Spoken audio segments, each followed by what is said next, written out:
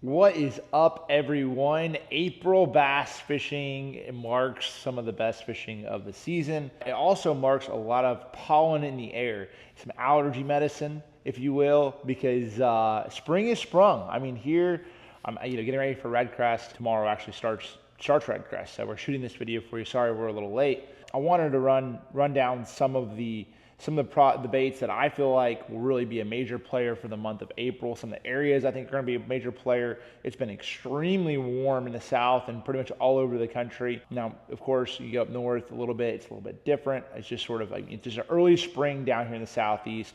We've had some rain, but not a crazy abundance of rain. And a lot of the fish are starting to move shallow to go spawn. So that being said, I selected a few different baits that I thought were going to be the major key. Now, before I get into this part of the video, I do want to shout out the new Magellan Outdoors collection by myself.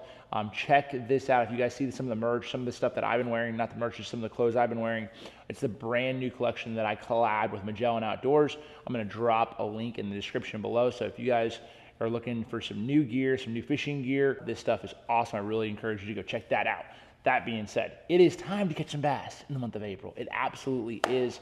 And this is the month that all of the bass, for the most part, at least even into the Midwest, this is the major spawn month. Okay, now when you get up into New York, Minnesota, Wisconsin, you get up further north in the Midwest sections and even Northeast, this is gonna be a lot of you guys, is gonna work for your May. Okay, your May time of year. Okay, this is basically, so imagine you're about a month behind a lot of the country overall. And then in Florida, you're basically, you guys are in your own little piece of the country down there in Florida. I saw some comments from Florida, so I appreciate you. But a lot of this stuff still does play to give you an understanding of what, for the majority of the country, this is the time that the bass will spawn. I mean, from California all the way back over to North Carolina, this is this time when the bass are up there shallow and it is time to go reel some in. That being said, there's a lot of different baits. I'm going to explain to you sort of what I actually selected the lake, and what lake I selected was Lake Eufaula. A lot of different lakes that were suggested, but I just feel like this one has a lot of stuff that it's easy to explain. I like some of these flatter lakes because I can show you contours and you can sort of understand what's happening. When you have a steeper lake, it's harder to show you guys on a map what's going on. So I'm using the Lowrance Sea Maps. It's already internally in this unit. This is not a chip. Let me make sure, just double check. Yeah, this is just internally in the unit and it has good contour on this lake. So I want to sort of go ahead and just show you a little bit of what's going on. So that being said, Lake Eufaula, let's go ahead and head on down to the south end. You can see there's a lot of good creek arms, there's a lot of pockets, there's a lot of places. You got major flats, like that area right there. So we'll just sort of slide on down here. So basically what happens is, a lot of times from pre-spawn to like spawn, a lot of the fish are gonna set up in the mouths of some of these places. Some of these little points, some of these little turns, some of these corners, some of those places. And so what they do is they'll set up on these corners, some of these little tight little places, and they'll set up on the mouths of the creeks. And what ends up happening is a lot of the fish will start to transition onto some of these flats. Even the points like that, those bass will spawn on that. Of course, we're used to seeing bass spawn in the backs of these pockets, like this guy right here, and some of these pockets right here.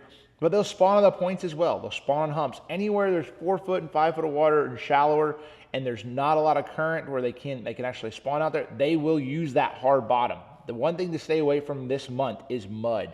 You don't want to be on muddy bottom because the bass are not going to spawn on that. So even like in some of the swampy lakes, look for areas that have pad stems, that have like harder bottom. Even if it's mucky and muddy, look for the areas that have a little bit more harder bottom. Even if it's just they're spawning on the old cattail roots, like that's sort of a lot of times it's the hardest bottom they have in Florida and some of the swampy lakes. That's what they're going to use. So looking for sand and hard bottom, that's gravel and sand, that's what I'm going to suggest off the rip. So that's the lake. I just wanted to explain to you sort of what transpires from that pre-spawn into that spawn. They just get into that spawning mood, and they definitely are. So number one bait I'm going to select for this time of year is going to be a wacky rig. Well, actually not even wacky rig. This is going to be a nail weight Janitor.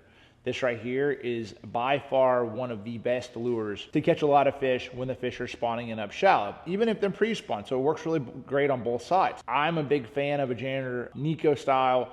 And like, I'm a big fan of like throwing like a crossover ring. So you know how you see those bands on a lot of those baits? There's a band called a crossover ring that VMC makes that goes, and there's a little slot on the Janitor that's perfectly like sort of hollowed out right there where you can literally put your crossover ring right there and it locks it in place. I suggest a 5mm. Sometimes I'll put a 4mm on there. That's just the size of the bands, different sizing for different worms. The reason I like a Janitor is because he's a little bit smaller and finessier than like maybe like a pig stick or a bigger profile worm like that, but he's still got a little bit of bulk to him, and he does like to glide. So like for me, having a good worm is important.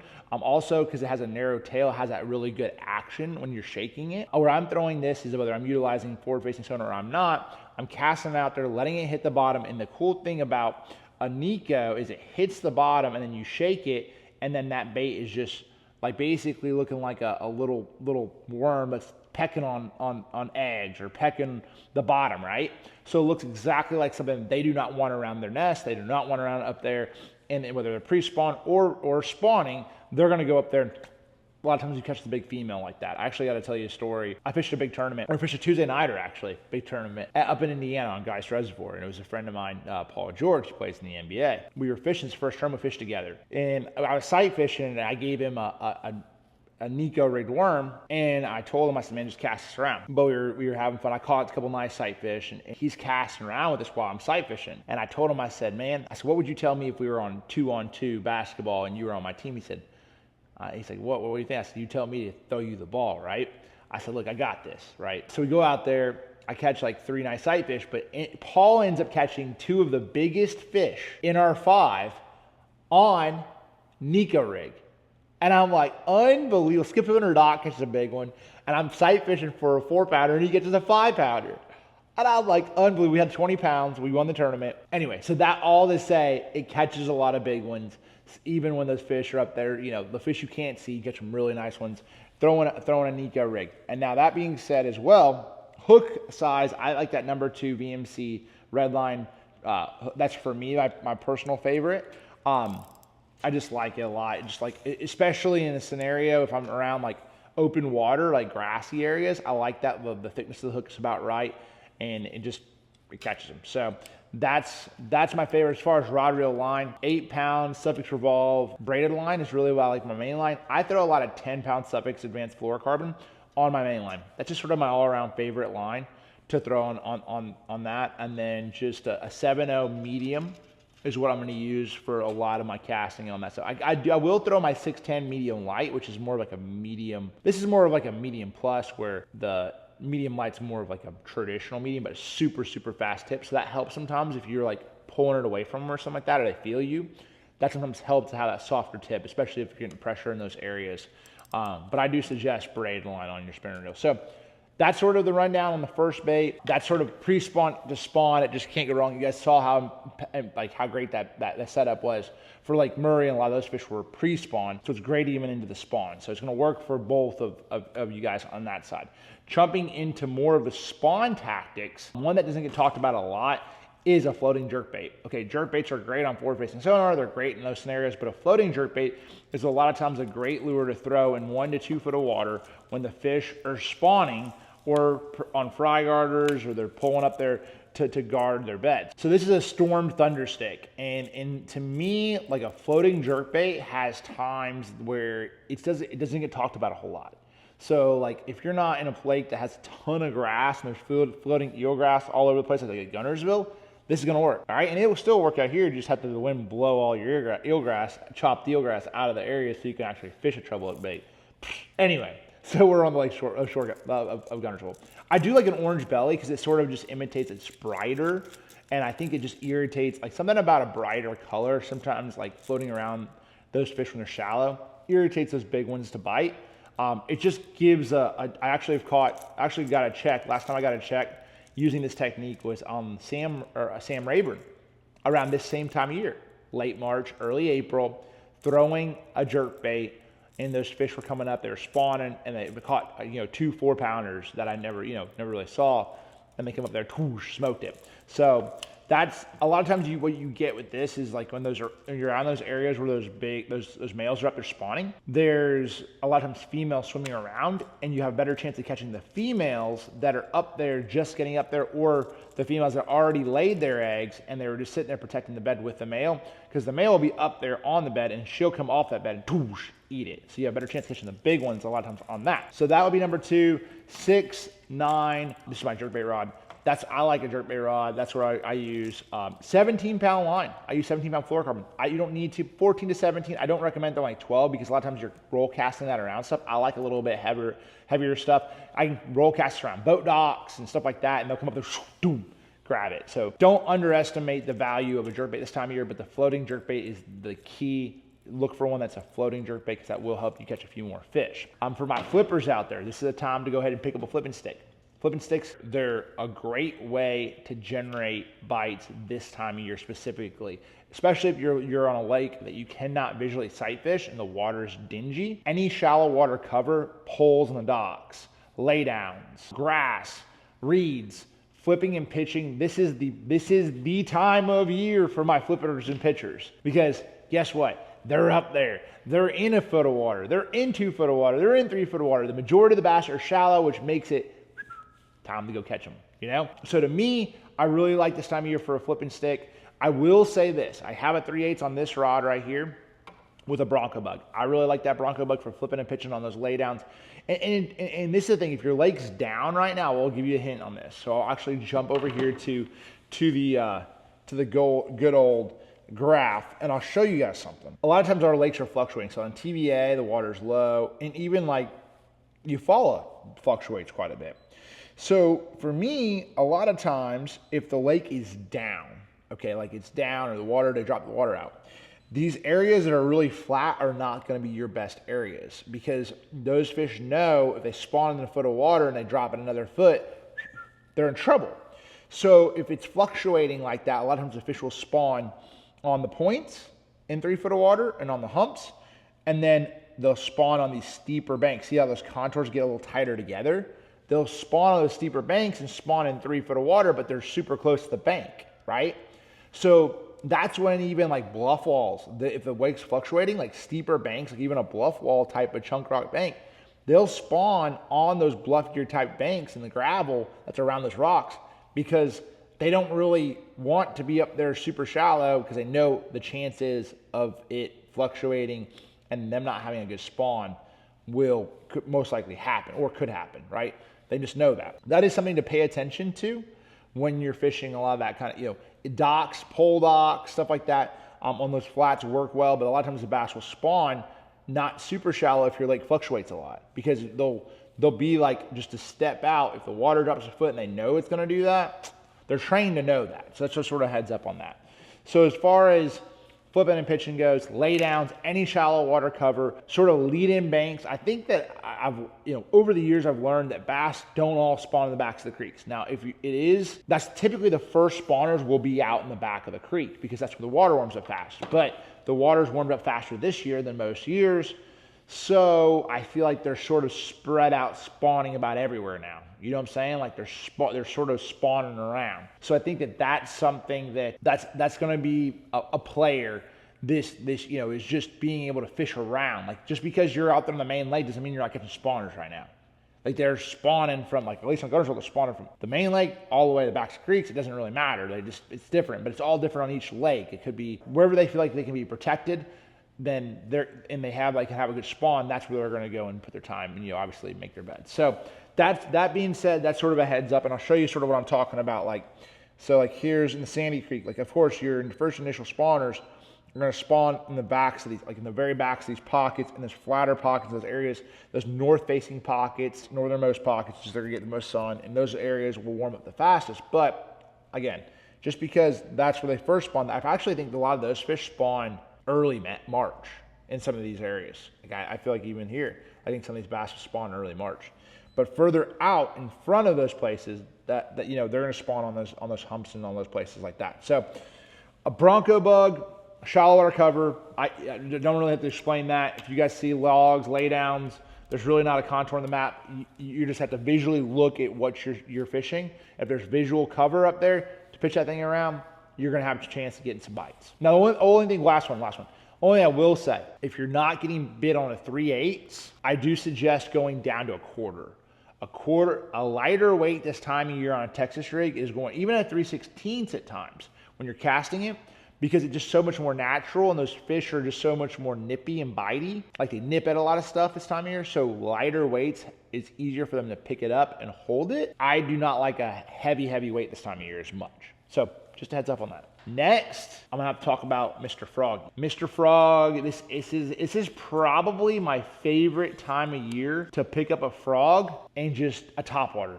I mean, it's just, you're gonna have post spawners, you're gonna have fry guarders, you're gonna have spawners, you're gonna have, you're gonna have it all, right? Frogs, smash. And don't lock a frog into just, okay, if there's grass, you gotta throw a frog. I mean, this means lay down, super shallow laydowns, docks, any of that stuff. It just, especially once the fish get up there and they've been up there for a little while and they're comfortable, that's when a frog really tends to play. So I don't really like a frog just for like when they first get up there. I like it when they've been up there for about a week and you have to stay off and you're casting around and getting them super shallow ones.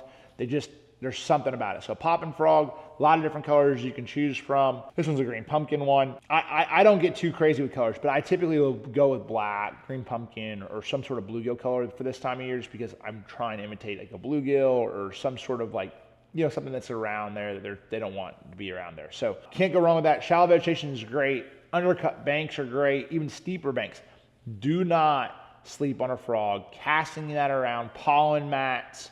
Like even if you don't have mats, grass mats, pollen mats, the bass will relate to those. They'll actually pre-spawn underneath them and eat a frog. So crazy, check it out. I know that to me, it's one of my favorite times of year to throw a frog. And if the water does come up into some shallow vegetation like some reeds, you gotta have them. You gotta have them ready. That's gonna be for sure more shallow water driven, but it is gonna be more pocket related. So I'm gonna slide out here. It could be even like something like, say this in this pocket right here has a lot of good grass. I might start on the steeper bank because I do like steeper banks. Flatter banks are gonna have more chances for more abundant fish to pull up and spawn in those areas. But your steeper banks are gonna be your guarantee for a few fish to be there. So if it makes any sense, there's more area to have a fish spawn in the back of this pocket or in this whole pocket itself. But this steeper bank right here, it's a little steeper, it's a little flat right there. Like that area right there is gonna have a chance of like, hey, there's gonna be a few of them there. So if you only had a few hours, maybe some of those steeper banks are gonna be the key for you because, hey, I'm just trying to get a couple bites. But if you're trying to find the mother lode, running some of these shallower, flatter pockets and bigger, giant, expansive flats are gonna pay more dividends because if you find them, you might have found 100 of them. Does it make any sense? Okay, so that's sort of the understanding on that and how that sort of goes. But the frog, same thing, shallow water cover. I don't have to really explain that to you guys as much. Next thing that I'm gonna talk about is a drop shot because I think a drop shot does not get talked about a lot during the spawn time of year. And this is gonna be something that I'm gonna drag around on points and secondary points and for pre-spawners and spawners, humps, points, anywhere like basically like 2 to 5 feet of water, those fish will spawn this time of year. As the month goes on, anywhere there's stumps, any kind of hard bottom, that's gonna be a great bait. I mean, you could throw a Carolina rig as well. Carolina rig's a good bait if you have a really flat lake like Eufaula or like Guntersville. You can drag around in those places. You can get bites doing that. So if you're not a big sight fisherman or you don't want to cast a frog or you're not a big flipper, it's okay. And you're trying to just drag, OG drag. You're trying to pull a Mark Davis on us. You can pick up a drop shot, pick up a Carolina rig. I really like a Janitor on the back of that, just a worm, or like a hedgehog on the back of a Carolina rig. Just drag that thing around and doop doop. Just pat paw mode. That's how you gotta do pat paw. My buddy BJ used to call it couch fishing. So you would just sit on the couch and you just take time, man, just drag, doop doop. There he is. You got it. 1, 2. Zzz, got him. Like catch fishing. So take your time, relax, calm down. I do like a little bit heavier rod for a drop shot if I'm Texas rigging. I do not, especially when I'm largemouth fishing, I don't like nose hooking a drop shot. I like Texas rigging that. That is a size number 2 finesse Nico right there. Actually a 2/0 finesse Nico. I like a 1/0 Walnut works on the red line, but I really like this 2-aught. This is the OG series. 3/16-ounce weight, 10-pound line, 8-pound revolve for the main line, and then just a little bit stepped up on bumping it up. And if you do, just let them have it for a little bit, because again, this time of year, a lot of times they'll tick it, and you just got to pick up. Yep, he's got it. Zzz, got him. Just make sure to get it, because they'll steal a lot of baits this time of year as well. Now, I will say this. So as we're sort of going through this, we have a special guest towards the end of the segment that has 2 special baits that he's going to talk about. So I'm going to leave a couple out. You guys are like, probably I might be missing one, but there's 2 he's going to talk about. Last but not least, for my floating worm fishermen out there, can't go wrong, merthiolate. I did not realize it was merthiolate. Maybe I'm wrong, but it was just like, I got the package of merthiolate. I got methylate worm, the methylate. It doesn't even, once I saw it in the package, I just see the orange worm, the Cheeto worm. Actually, I was with Lake Fork guy, caught him really good, and he was the one who was coined it, the Cheeto worm. And he's like, you doing the Cheeto worm? And I was catching him like wacky, and we were on some lake in East Texas and caught him. And yeah, so this worm right here, floating worm, awesome. We got Alicia, she's just over here popping thing. Red Bull. Sorry. You're good? This worm right here, the big thing I will tell you, this is like a 5 or a 4-aught VMC redline. I like a little heavier gauge wire, so I can like let that bait, it makes it easier to cast on a spinner rod, but also it allows it to sink a little bit faster. And if I'm fishing on flats, I'll throw a lighter gauge wire hook when I'm fishing it shallow and I want it to stay up in the water column. And then, so when I'm fishing flats and bigger, more expansive areas, a floating worm is a great way to do it. Now, when I'm not, and I'm fishing more steeper stuff in places I want to keep in the strike zone, I actually whack rig it. Imagine this being a size 1, you know, for Nico or anything else. I'll wacky rig that worm. So that way I can keep it, I shake, actually I want to, that wasn't BFL, it was actually a top 8 tournament up in Indiana, wacky rigging and sight fishing on Morse and Geist, utilizing the same technique, where I would just be able to fish the seawalls and I'd shake it near those poles, and those fish, I couldn't see them spawning, they come over there, eat it, zip, got him. So steeper stuff, wacky style on this worm, on like flatter areas, go ahead and grab that 4-aught, grab a little bit thicker gauge hook if you're trying to keep them down a little bit and cast them a little bit, and then just twitch them around. You're wanting to keep, most of the cool thing about this is most of your bites, you're going to visually see. You're going to see that worm. That's why I love throwing a bright, you know, it just, you're going to see that worm just go, whoosh. Uh-oh, zippy, got it. You know, so it is a really cool way to catch a fish. And this is the same thing, like pockets, backs of creeks, anywhere there's vegetation, anywhere those fish are going to be spawning on the steeper banks. Really, anywhere it's protected and you feel like there's fish that could be spawning, that's where I'm going to throw this worm. But I do like it on flatter areas on this setup right here. 7.0, medium, same thing, 10-pound line, Suffix advanced fluorocarbon, and the 8-pound Revolve spinner rod braid. That's what I'm setting it up. So that's the rundown here, but I'm going to give you guys a moment. Hold up one second. I'm going to have this guy come in, and he's going to break down 2 baits that he cannot live without in the month of April. All right, so we have 2 baits. 2 baits I've not talked about. My boy, Sizzle. Okay, this is one thing you need to know about Sizzle. It's not sizzle with an S, it's sizzle with a C. DC, sizzle. Sizzle. Sizzle. I'm gonna take a seat, man. We've been fishing our butt off. It's the month of April. My favorite. You love month. I love April. I love April. Hey, you know what's crazy about April? Everybody gets their rocks off about April. Yeah. And you know, I've always said this. It's a special time of year because it's the only time of year where a majority, 80% of the bass are shallow. It's awesome, but they're not really in the biting mood. Yep. I know. And they're gets just kind of funky. They're not grouped up, is what we hate. I know. I think I think that's the biggest thing. We're very much so like you and I fish very similar in that scenario. Yes. We really like to fish for groups of fish. Like I like rolling up to a place and firing my stuff out there and catching them every cast. I don't think anybody who doesn't like that. I enjoy that. I really enjoy that. But the thing about it is, so like, April's not so much the time that goes down. Yeah, you know, April's. You got to grind for them. Yeah, and like, I don't like working. April around my house or anywhere, you can go down the bank and you can get a bite here and a bite there and a bite here, and you don't feel like you're doing much. No. Like you gotta but that's how it is. You kind of just gotta plug around, drag around, doom, and in our format, I feel like just staying steady. Yep.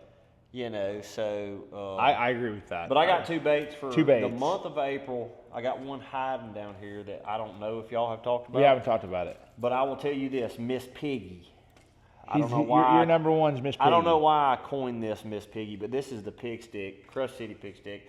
I put a little nail weight, VMC nail weight in there, 16th, 32nd, depending on, if it's windy or not or whatever.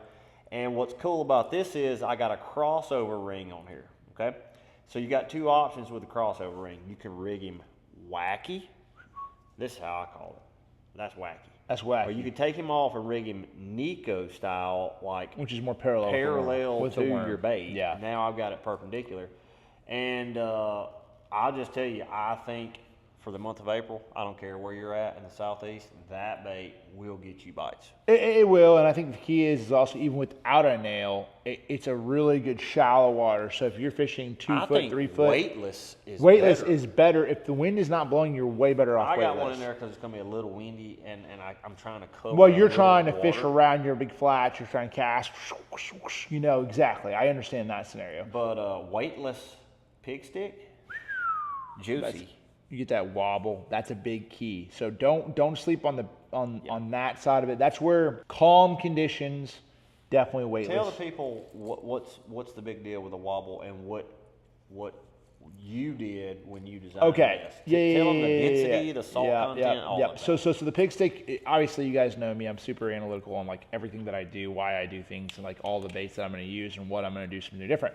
The pig stick, I made him a lot more like he's a little bit. Has more salt in him. He has a faster sink rate. So you can literally throw that bait and it sinks about, I'm going to say 30% faster than a Cinco, right? So I can fish him deeper. So that's why I really like that bait so much, what that did was it allowed me to have a bigger wobble. So on the sink and on the fall, that has a really good kicking action, natural weightless. That's why I designed it more weightless. It's great for throwing it, Nico style as well when you're on a bigger profile, but I also bumped him up where he's like a 5-inch, but he's like about a 5 1/4, so it's a little bit thicker rounder, so you can make those casts. It makes it easier to skip underneath boat docks, get your stuff underneath there. That was the mindset behind him more than anything. Yep. But I think weightless, the reason I wanted him a little bit heavier because I can fish that bait in 4 feet of water, 5 feet of water, 6 feet of water, and get it down there a little bit faster. So that was really the mindset, just something different. Where it's harder to reinvent the wheel, but trying to sort of go a different route than just a traditional route, and that was sort of the mindset there. So second bait. What you think? Real quick, you cannot sleep on a topwater.